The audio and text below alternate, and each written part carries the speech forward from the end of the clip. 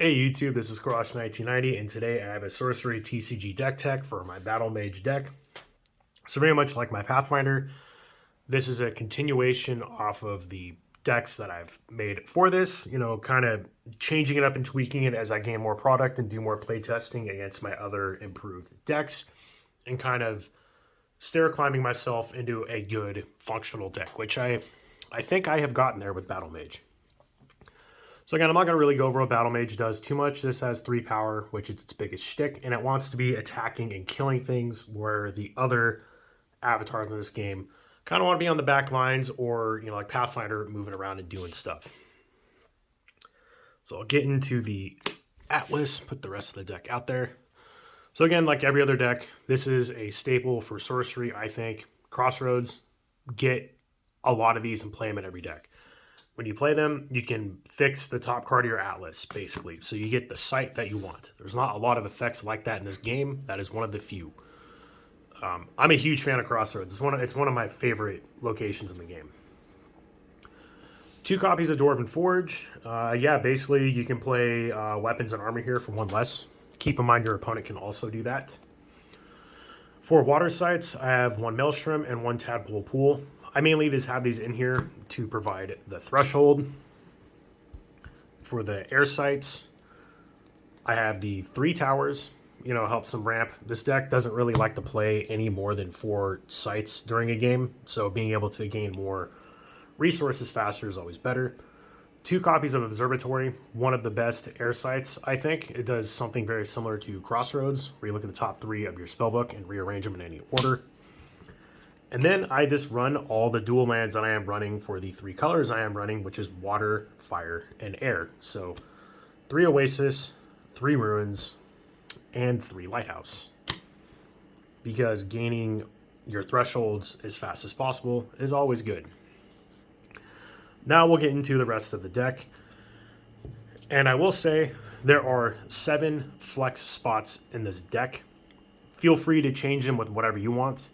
I have these in here because I like them, and I kind of wanted this Battlemage deck to have like a, I don't know, like a machinist, almost like workshop-y kind of a vibe. Like, Battlemage is like a tinker up in one of these castles in the background and makes all these crazy contraptions, and he's setting them loose on the world. That is kind of like the theme I have going on with this deck. So start off with one of the most key cards for the deck, which is Crown of the Victor. Battlemage is a king, and what is a king without its crown, right?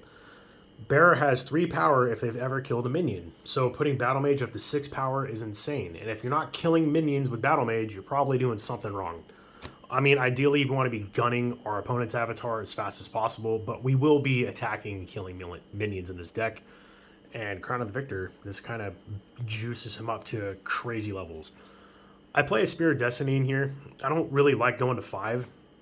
But if there's a minion I'm having a really hard time dealing with, Spirit Destiny will make quick work of it. So in a pinch, you can get rid of something. And we don't play a lot of minions in this deck, so Spirit Destiny almost does nothing back to us when the opponent will pick it up and try chucking it. Next, I play 2 Mask of Mayhem. This card is also key in the victory to this deck. Essentially, it makes all damage near Battlemage, including itself, doubled. Battlemage will do double damage, and anything doing damage to Battlemage will be doubled, or anything dealing damage near Battlemage will be doubled. And I have silver ruled it. That doubling can be doubled by another double effect, so you can be doing quad damage. It's insane. Almost every game I have played, even with just 1 Mask of Mayhem, I have 1 turn to put my opponent's avatar on death's door. And that is kind of the theme behind this deck, is you want to get them to death's door in 1 turn or 2 turns. 1 turn ideally, 2 turns is probably more realistic. But I have had 4 games where I just, 0 to 100 them, like, immediately. And it's really, really funny when that happens. Oh, man. I love this deck, by the way, if you couldn't tell. Next, I am running 3 copies of Flaming Sword. Giving it the +1 power boost is really good, and on top of that, it strikes splash full damage to everything else at that location. So this ideally prevents your opponent from playing things to block for their avatar. This will just attack everything. Do keep in mind if they're playing really big, beefy units, or minions, yeah, you might have some trouble getting around those, but we have answers for those later on in the deck. And these 7 flex spots that I was talking about are these 7 cards right here.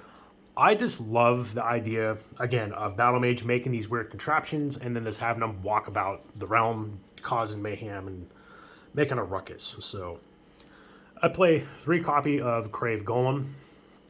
I love the artwork. Brian Smith is, man, he hits everything I look for in art with every piece that he does. So yeah, I gotta play the Brian Smith art when I can.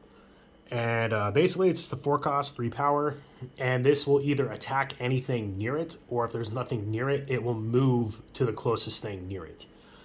So keep in mind this will attack your own minions. It is only minions, it doesn't force attack avatars, but keep in mind it can munch on your wicker manikins. And these are just a 1 cost, 1 power nuisance. The non-fire spellcaster, we don't necessarily care about that too much because Battlemage will be casting all of our spells, but it is something that's there to potentially attack sites, maybe be a meat shield for Battlemage. It'll like walk around and follow it. Yeah, that's just like the idea behind it, and it kind of fits that whole mechanologist kind of a vibe, as you will.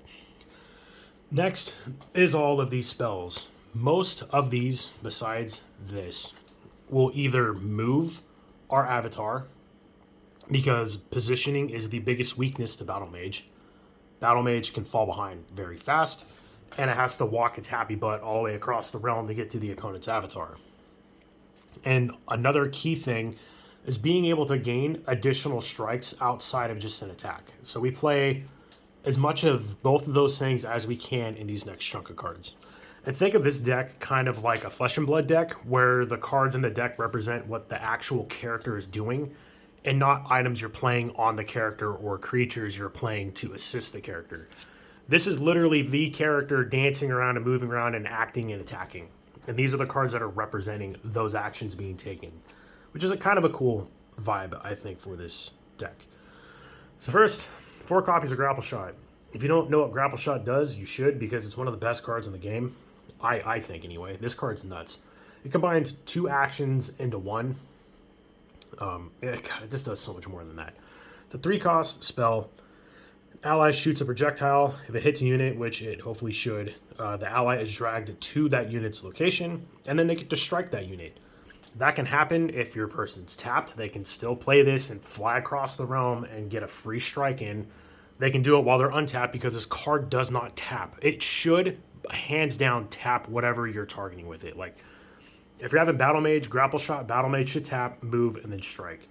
Because what you can also do, if Battlemage is untapped, you can Grapple Shot, strike, then tap Battlemage to do another attack. Like, well, not another. Strike and attack are different. Keep that in mind. But yeah, this card is insane. Actually, now that I just brought that up, something with Battlemage, you do not draw cards off of enemies you kill from cards that gain you strikes.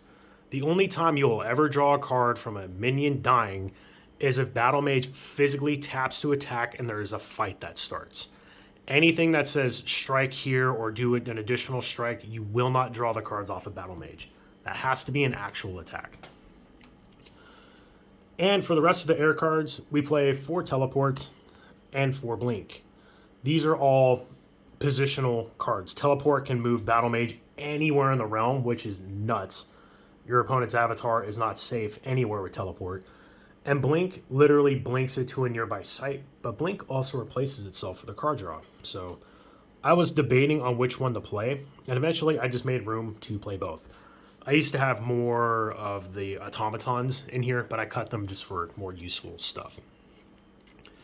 Next we'll go into the fire cards, which are all about strikes.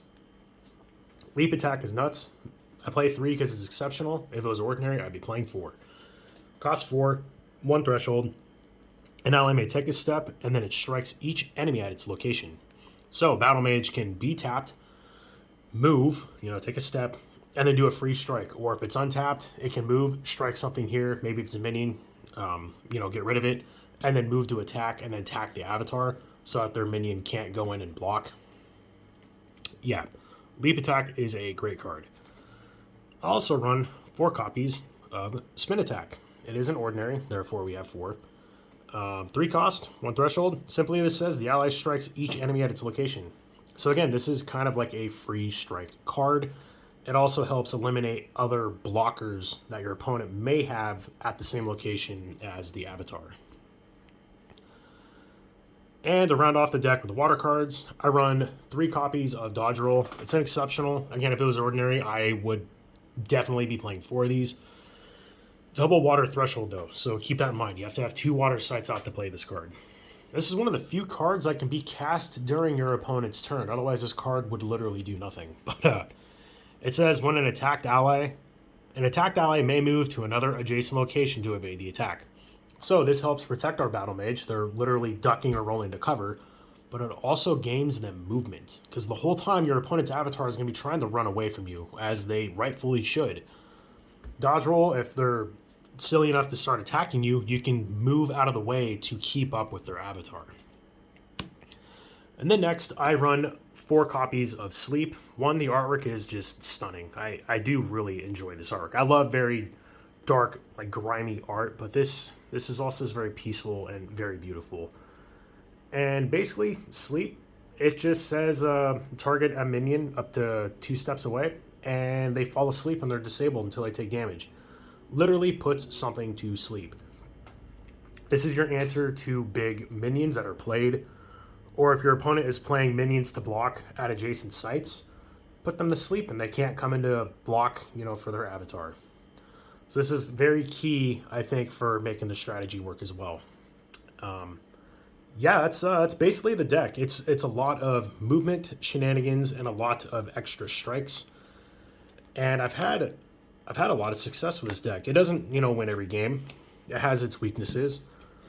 But, man, there are just some games where, again, you just get to your opponent's face and you just put them straight to death's door. And if they get out of it, they get out of it. Great, they deserve to win. But otherwise, they're probably just going to get pummeled. Yeah, Grapple Shot is one of the most key cards in this deck, I found, along with the Mask of Mayhem. It is very good. It accelerates your game insanely fast. And it just accelerates the game fast in general. Yeah, that is the deck. If you have built this deck and like it, please let me know in the comments down below. Yeah, and like, comment, subscribe. I got more stuff coming. I'm doing a bunch of videos today in general, so one I did before this was my Pathfinder deck, which I love. So anyway, like, comment, subscribe, and I'll catch you guys later.